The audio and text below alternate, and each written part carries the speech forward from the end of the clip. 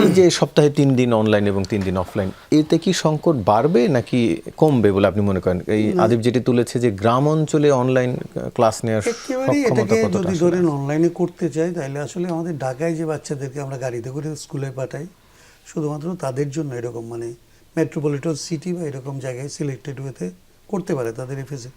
কিন্তু ও যেটা বললো জেলা শহরের পরেই ধরেন গ্রামাঞ্চল, ওইখানে এটা হলে অনেক বেশি ক্ষতিগ্রস্ত হবে। অতএব গভর্নমেন্টকে আসলে পরিস্থিতি অনুযায়ী এবং কোত্থেকে কী অ্যাচিভ করতে চায় ওইটার আসলে পরিকল্পনাটা প্রাগমেটিক হওয়া দরকার এক। আর তেলের ব্যাপারে আমার একটা ছোট্ট পরামর্শ আসলে দিতে চাই, ওনারা আছেন। আমি মনে করি যে এই যুদ্ধ প্রলম্বিত হবে, এইভাবে শেষ হলেও অন্যভাবে এটা প্রলম্বিত হবে এবং আমরা বড় রকমের একটা ঝুঁকির মধ্যে যাচ্ছি। গভর্নমেন্টের দিক থেকে যে কোনোভাবে আসলে এখানকার উদ্যোক্তাদেরকে অন্যদেরকে, যেরকম আমি বললাম যে এখানে মেট্রোপলিটন সিটিতে গাড়ি চালাইতে হয়, এইখানে তেলটা খরচ হবে বাচ্চাদের জন্য, বন্ধ করে।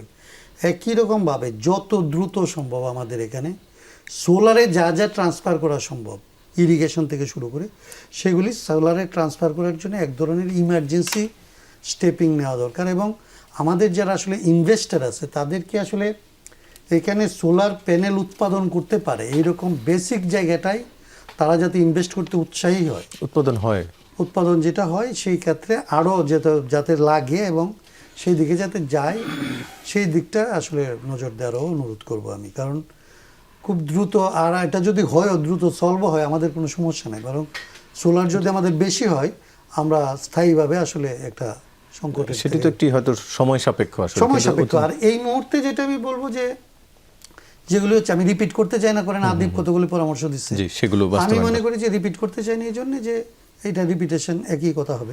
গভর্নমেন্টকে আমি আর বলবো যে নিজেদের লোকের ব্যাপারে আর একটু নির্দয় হওয়ার জন্য।